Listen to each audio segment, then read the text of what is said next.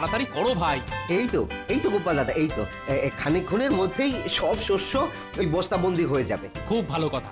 তাহলে কাল সকাল সকালই সব বস্তা গরুর গাড়িতে চাপিয়ে মুর্শিদাবাদে নবাবের কাছে পাঠিয়ে দেওয়া যাবে। আচ্ছা ভাই, চাল ডালগুলো সব ভালো করে ঝাড়া বাছা করে নিয়েছো তো? দেখো যেন কোনো শস্যের সাথে আবার কাঁকড় মাটি না মিশে যায়। তুমি নিশ্চিন্তে থাকতে পারো, সব একেবারে ঝাড়া বাছা। তা কাজ তো প্রায় মিটে এলো দেখছি। আমি তাহলে এখন গিয়ে মহারাজকে খবরটা দিয়ে আসি। হ্যাঁ হ্যাঁ হ্যাঁ, তুমি নিশ্চিন্তে যেতে পারো।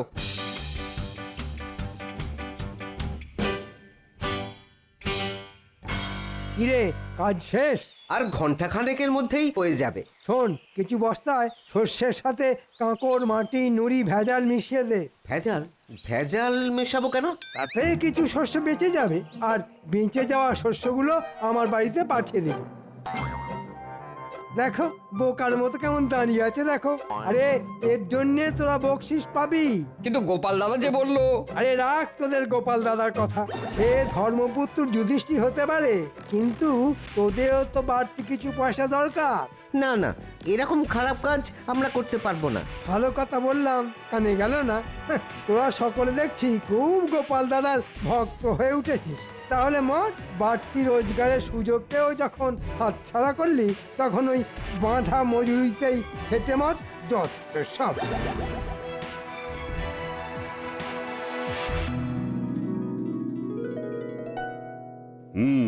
বুঝলে রানী, মাঠ থেকে শস্য কেটে নবাবের কাছে পাঠাতে মন্ত্রী এত গড়িমসি করছিল যে কি বলবো। ভাগ্যিস গোপাল সে দায়িত্ব নিল। দেখবে ঠিক সময় মতো নবাবের খাজনা মুর্শিদাবাদে পৌঁছে যাবে। গোপাল আছে বলেই তো সব দিক দিয়ে ভরসা। ভেতরে আসবো মহারাজ? হ্যাঁ হ্যাঁ, এসো এসো এসো। ওদিকের খবর কি? নবাবের খাজনার শস্য কি প্রস্তুত? হ্যাঁ মহারাজ, যেটুকু বাকি আছে সেটা কিছুক্ষণের মধ্যেই শেষ হয়ে যাবে। ভালো ভালো ভালো, খুব ভালো। তা কালকেই কি? হ্যাঁ মহারাজ, কাল সকালেই 1 ডজন গরুর গাড়ি মুর্শিদাবাদের দিকে যাত্রা শুরু করে দেবে। দেখেছো দেখেছো রানী, গোপালের কি পরিপাটি কাজ। দাও দাও দাও, ওকে একটু মিষ্টি আর শরবত দাও। আমি এক্ষুনি আনাবার ব্যবস্থা করছি। না রানীমা, এখন থাক। কেন গোপাল, থাকবে কেন? এখনই তো বাড়ি গিয়ে চান করে ভাত খাবো। তবে একান্তই যদি খাওয়াতে চান, তাহলে কিছু মিষ্টি আর শরবত মাঠে পাঠিয়ে দিন। সকাল থেকে লোকগুলো বড্ড খেটে চলেছে রানীমা। গোপাল, তোমার মনের মধ্যে এত দয়া? দয়া নয় রানীমা, সামান্য একটু সহানুভূতি। আর এ সবই তো মহারাজের কাছ থেকে শেখা।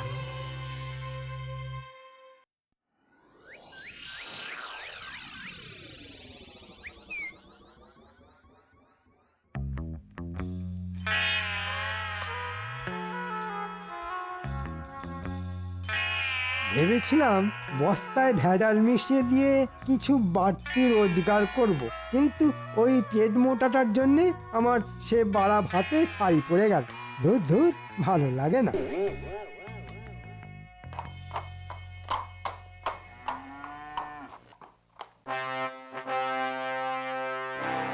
বলো কি উজির, খাজনা এসে গেছে? হ্যাঁ হ্যাঁ হ্যাঁ হুজুর, এই ফাঁকে নিজের ঢাক নিজেই একটু বাজিয়ে নি। আসবেন না কেন হুজুর? আসলে খাম্বাজ রাজ আর কৃষ্ণচন্দ্রকে এমন ভয় দেখিয়েছিলাম না। ভয় দেখিয়েছিলে? দারুণ ভয় দেখিয়েছিলাম। স্পষ্ট ভাষায় জানিয়ে দিয়েছিলাম যে নির্দিষ্ট সময়ের মধ্যে খাজনা না এসে পৌঁছলে মোটা রকমের জরিমানা করা হবে। বাবা বাবা বাবা বাবা, বহুত খুব বহুত খুব বহুত খুব। এই না হলে আমার উজির। হ্যাঁ তা উজির, ওই সব চাল ডালগুলো রেখেছো কোথায়?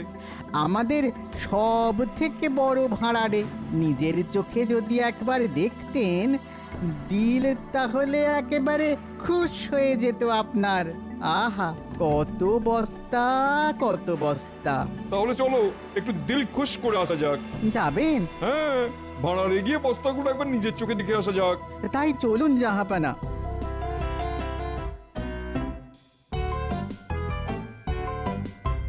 কি হে ভাড়ার রক্ষক, গেলে কোথায়?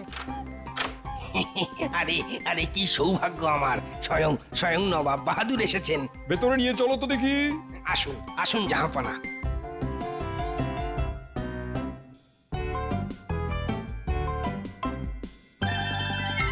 বাবা বাবা বাবা, চমৎকার সাজিয়ে রেখেছো দেখছি। সে তো রেখেছি, কিন্তু কিন্তু একটু গোলমাল ধরা পড়েছে হুজুর। গোলমাল? কিসের গোলমাল? আগে ওই কিছু বস্তার শস্যে ওই কাঁকড় মাটি এই সব ধরা পড়েছে। ঠিকই, কে করেছে এমন বেয়াদবি? আগে আগে সেটাই তো বুঝতে পারছি না জাহাপনা।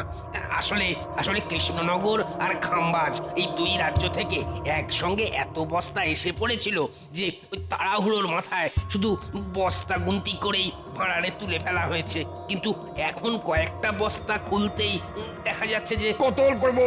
আমার সঙ্গে এমন তঞ্চকতা করছে, যে আমার সঙ্গে এরকম তঞ্চকতা করেছে তার ধর থেকে মুন্ডু আলাদা করে দেবো। সে না হয় করবেন, কিন্তু কিন্তু যে এই কাজটা করেছে তাকে ধরবেন কি করে? এখন তো সব বস্তা মিলেমিশে ওই যাকে বলে মুড়ি মিছড়ি একদর হয়ে গেছে। তবুও ধরবো, মানে ধরতেই হবে। মাথা খেলাও উজির, মাথা খেলাও। সে না হয় খেলাবো, কিন্তু আমি বলি কি, এখানে দাঁড়িয়ে চেঁচামেচি করলে আপনার শরীর খারাপ হতে পারে। তার চেয়ে চলুন প্রাসাদে ফিরে চলুন, ঠান্ডা মাথায় দুজনে মিলে কিছু একটা ভাবা যেতে পারে।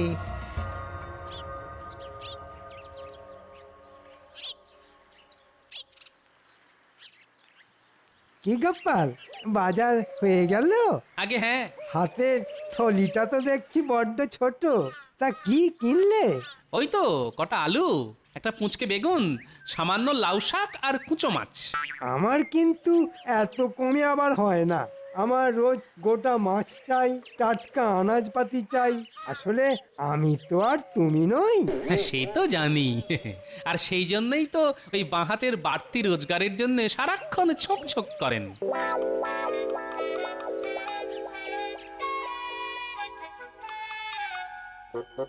খুব বেড়েছো গোপাল, দাঁড়াও, সুযোগ পেলে এমন অবস্থা করব না যে কেঁদে আর কুল পাবে না।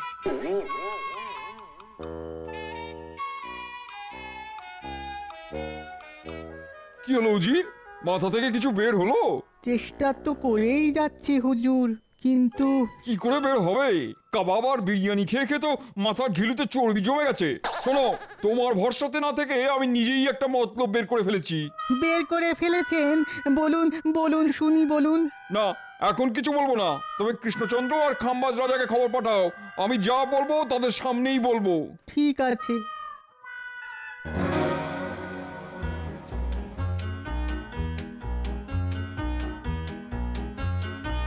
এই যে বুড়ো, একটু যাও তো।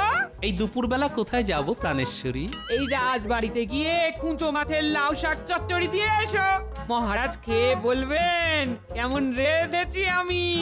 অমৃত না গড়ল? দাও তাহলে, দিয়ে আসি।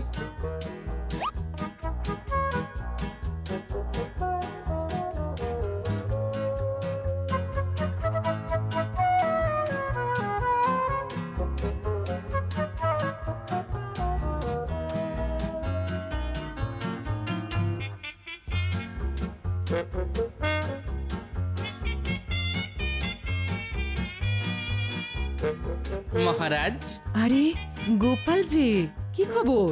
না, খবর কিছু নয়, আসলে আপনাদের বৌমা ওই কুঁচো মাছ দিয়ে একটু লাউ শাক চচ্চড়ি করেছে।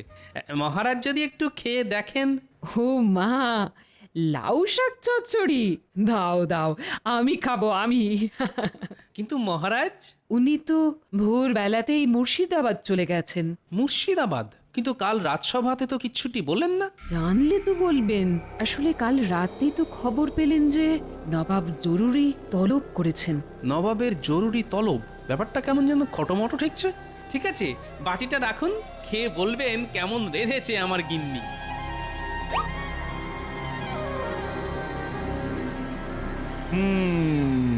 তোমরা দুজনেই নির্দিষ্ট সময়ের মধ্যে খাজনা বাবদ অনেক ধান চাল পাঠিয়েছো, এর জন্য আমি খুব খুশি।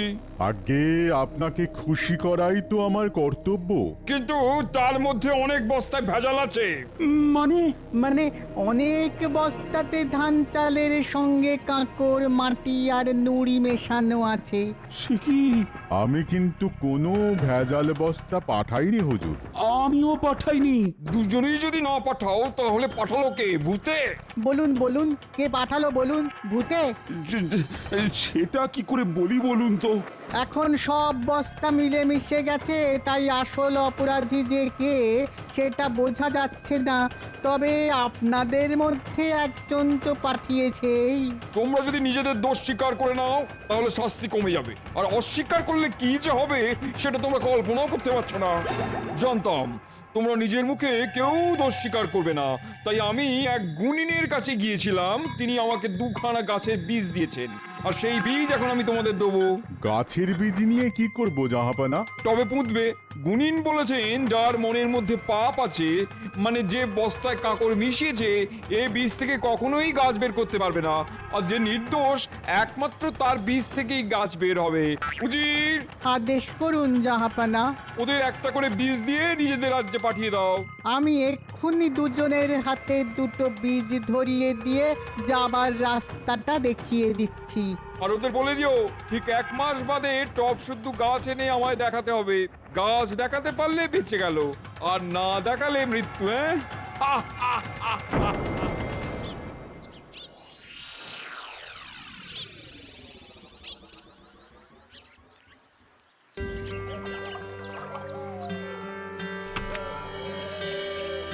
হে মা, বীজ থেকে যেন গাছ বের হয়।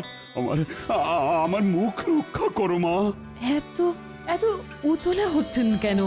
আহ, আপনি তো কোনো পাপ করেননি। দেখবেন বীজ থেকে গাছ ঠিক বের হবে।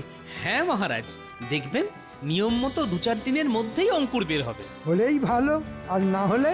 না হলে আপনার কি খুব আমোদ হবে মন্ত্রী মশাই? না না, আমোদ হবে কেন? মানে মহারাজের শাস্তি মানে তো আমাদেরই শাস্তি, তাই না মহারাজ? নবাবের কোপে পড়ে মহারাজের গর্দান গেলে ওই নবাবকেই আচ্ছা করে তৈলমর্দন করে কৃষ্ণনগরের সিংহাসনে বসতে হবে আমাকেই। হ্যাঁ, দেখি কোথাকার জল কোথায় গিয়ে দাঁড়ায়।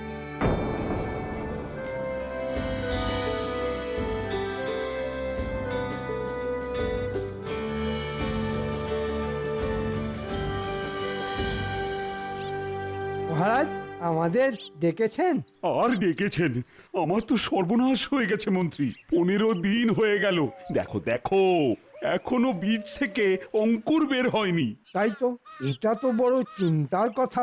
এই মৌকায় গোপালকে পেঁচে ফেলতে হবে। আচ্ছা গোপাল, এবার তো বস্তা ভরার দায়িত্বে ছিলে তুমি। সত্যি করে বলো তো, তুমি আবার চালে ডালে কাঁকড় মিশিয়ে দাওনি তো? কি বলছেন আপনি? আরে চালে ডালে আমি কেন কাকড় মেশাতে যাব? না মানে মানুষের মন তো, হয়তো লোভে পড়ে এমনটা করে ফেলেছো। এটা করে আমার লাভ? এ তো খুব সোজা অঙ্ক। মানে যতখানি কাঁকড় মেশালে ততখানি চাল ডাল নিয়ে গিয়ে ঘরে তুলে ফেললে। বাজে কথা মহারাজ, বিশ্বাস করুন এমন কাজ আমি করিনি মহারাজ। তাহলে 15 দিন কেটে যাবার পরও বীজ থেকে অঙ্কুর বের হচ্ছে না কেন? কেমন দিলাম গোপাল? সেদিন বাজারে আমার বাহাতের বাড়তি রোজগার করা নিয়ে অনেক কথা শুনিয়েছিলে। এবার ঠেলা সামলাও। কি হলো গোপাল, তুমি তো এত কথা বলো, তা এখন চুপ করে আছো কেন? আমার মনে হয় বীজটা নিষ্ফলা, মানে বন্ধা। এই বীজ থেকে গাছ হবে না মহারাজ। কে আমার বীজ বিশারদ এলেন রে? অমনি ফট করে বলে দিলেন এটা নিষ্ফলা বন্ধা বীজ। বলি, বীজ আবার কখনো বন্ধা হয় নাকি? হয় মন্ত্রী মশাই, বীজকে নুন জলে 2-1 দিন ভিজিয়ে রাখলেই বীজ বন্ধা হয়ে যায়। নবাবের আর খেয়ে দে কাজ নেই, তিনি এত সব করতে যাবেন। আর তিনি এসব করতে যাবেনি বা কেন? হয়তো তার অন্য কোনো উদ্দেশ্য আছে। আর একটাও বাজে কথা নয়, আমি বেশ বুঝতে পেরেছি এইসব কুকাজের মূলে হচ্ছ তুমি। উফ, আমার না মাথার চুল ছিঁড়তে ইচ্ছা করছে। কেন যে তোমার মতো একটা জোচ্চোরের হাতে আমি এই দায়িত্ব দিয়েছিলাম। মহারাজ, আমি এখনো বলছি আমি নির্দোষ। আবার কথা? যাও যাও, এই মুহূর্তে দূর হয়ে যাও আমার চোখের সামনে থেকে। কি হলো, মহারাজের কথা তোমার কানে গেল না? যাও, চলে যাও। আর যাবার আগে শুনে যাও, আমি কিন্তু তোমায় সঙ্গে করে মুর্শিদাবাদে নিয়ে যাব। নবাবকে বলে যথাযথ শাস্তির ব্যবস্থা করব তোমার। যাও যাও। দেখলেন তো মহারাজ, আমার কিঞ্চিত দেরি হচ্ছিল বলে কার হাতে তুলে দিয়েছিলেন এত বড় দায়িত্ব। কি হলো মহারাজ, কিছু বলুন। আচ্ছা মন্ত্রী, গোপালের কথা মতো বীজটা কি সত্যি সত্যি নিষ্ফলা? মানে বিজ্ঞানীও এখনো কৃষ্ণনগরে নেই। সে থাকলে না হয় তাকে দিয়ে পরীক্ষা করিয়ে নেওয়া যেত। এখন এখন যে কি করি? এসব নিয়ে কোনো চিন্তা করবেন না মহারাজ, আরে আমি তো আছি, আপনার মুশকিল আসান। শুনুন, আমি এক বীজ বিশারদকে চিনি। হ্যাঁ, তাই নাকি? হ্যাঁ, সে যেন তেন প্রকারেণ এই বীজ থেকে ঠিক গাছ বের করে দেবে, আর সেই গাছ নিয়ে আপনি ড্যাং ডেঙিয়ে নবাবের কাছে গিয়ে নিজেকে নির্দোষ প্রমাণ করে আসবেন। আহ, তাহলে আর দেরি করছো কেন? যাও যাও যাও, এক্ষুনি তার কাছে যাও। কিন্তু সে তো খালি হাতে কিছু করতে চাইবে না। তো কত দিতে হবে তাকে? ধরুন এই 500 মোহর। ঠিক আছে ঠিক আছে, রাজকোষ থেকে নিয়ে যাও। যথাজ্ঞা মহারাজ। হ্যাঁ, কেমন ফোকটছে 500 মোহর রোজগার হয়ে গেল। একেই বলে কারো সর্বনাশ আর কারো পৌষ মাস। হ্যাঁ,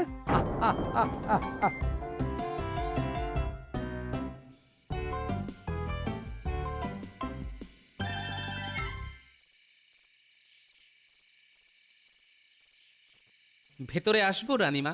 হ্যাঁ হ্যাঁ, এসো। আচ্ছা গোপাল, এসব কি শুনছি? তুমি নাকি... বিশ্বাস করুন রানীমা, আমি নির্দোষ। ওই মন্ত্রীর কথা শুনে সেটা আমিও বুঝতে পেরেছি, কিন্তু উপায়... আমি মহারাজকেও বলেছি, এখন আপনাকেও বলছি, নবাব কোনো বন্ধা বীজ দিয়ে মহারাজের সততা পরীক্ষা করতে চাইছেন। ওদিকে মন্ত্রী তো মহারাজের কাছ থেকে 500 মোহর নিয়ে একটা গাছ নিয়ে এসেছে। সেটা একবার দেখতে পারি? এসো আমার সঙ্গে। এ কি, এ তো লাউ গাছ। কিন্তু নবাব যেটা দিয়েছিলেন সেটা তো যতদূর মনে হয়েছিল তেঁতুল গাছের বীজ। তাই তো রানীমা, আমি হলফ করে বলতে পারি এ গাছ নিয়ে গেলে মহারাজ কিন্তু ধনে প্রাণে মারা যাবেন। তাহলে কি করব এখন?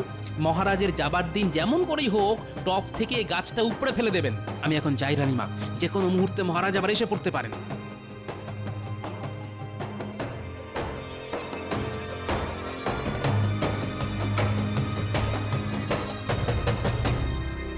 আসছি তাহলে রানী।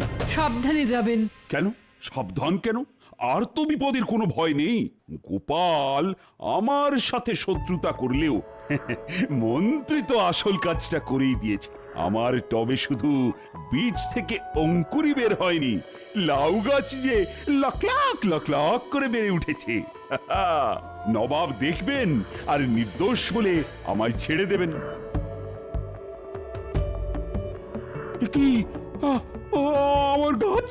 হায় হায় হায়, এ তো টপ থেকে কেউ উপড়ে নিয়ে চলে গেছে। এখন এখন আমি কি করব?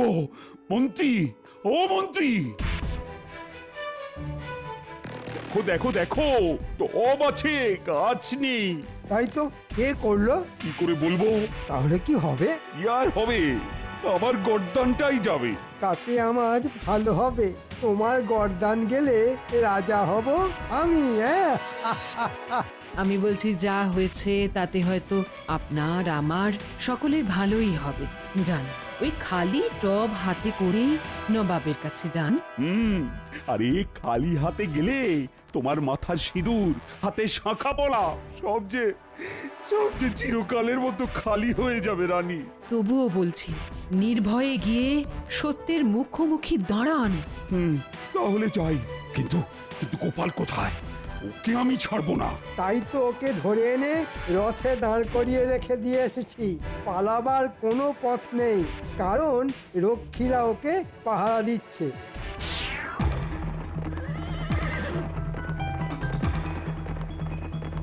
গোপাল, আজই মনে হচ্ছে তোমার শেষ দিন, কারণ আমার ঘাড়ে দোষ এসে পড়লে আমি কিন্তু সব দোষ তোমার ঘাড়ে চাপিয়ে দেব। যথাজ্ঞা মহারাজ। তবে একটা কথা, যা ঘটেছে সেটাই বলবেন, কারণ চিরকাল সত্যেরই জয় হয় মহারাজ। এই তুমি থামাতা।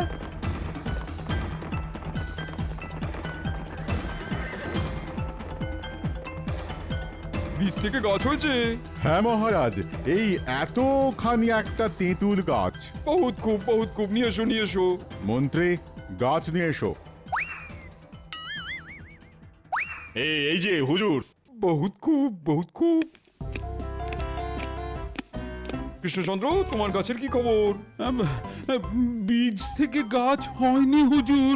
তাহলে দেখলেন তো জাহাপনা, আমরা নির্দোষ আর ওই কৃষ্ণচন্দ্রই দোষী। আবস, আর একটা কথা বললে না ধর থেকে মুন্ডু আলাদা করে দেবো। তোমাদের যে বীজ দিয়েছিলাম তার থেকে কোনোদিনও গাছ বের হতে পারে না, কারণ ওগুলো নুন জলে ভিজিয়ে আমি নির্বীজ করে দিয়েছিলাম। কিন্তু আপনি এটা করলেন কেন? এটা ছিল আমার একটা চাল। আমি জানতাম যে দোষী সে নিশ্চয়ই আমার ফাঁদে পা দিয়ে অন্য একটা গাছ এনে আমায় দেখাবে।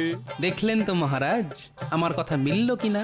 আমায় আমায় ক্ষমা করে দিন জাহাপানা, কথা দিচ্ছি এমন অপরাধ আর কোনোদিন করব না। কৃষ্ণচন্দ্র, তোমার সততার পুরস্কার হিসেবে তুমি পাবে ৫,০০০ মোহর আর ৩ বছরের জন্য খাজনা মুকুব।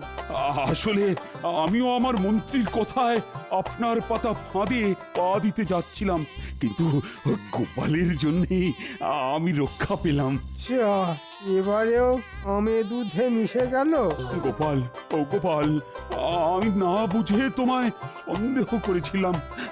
আমায় তুমি ক্ষমা করে দাও গোপাল। আমার কি হবে জাহাপানা? কি হবে? মুন্ডু না নিলেও তুমি আর তোমার মন্ত্রী যাবে কারাগারে। হ্যাঁ নয় হ্যাঁ।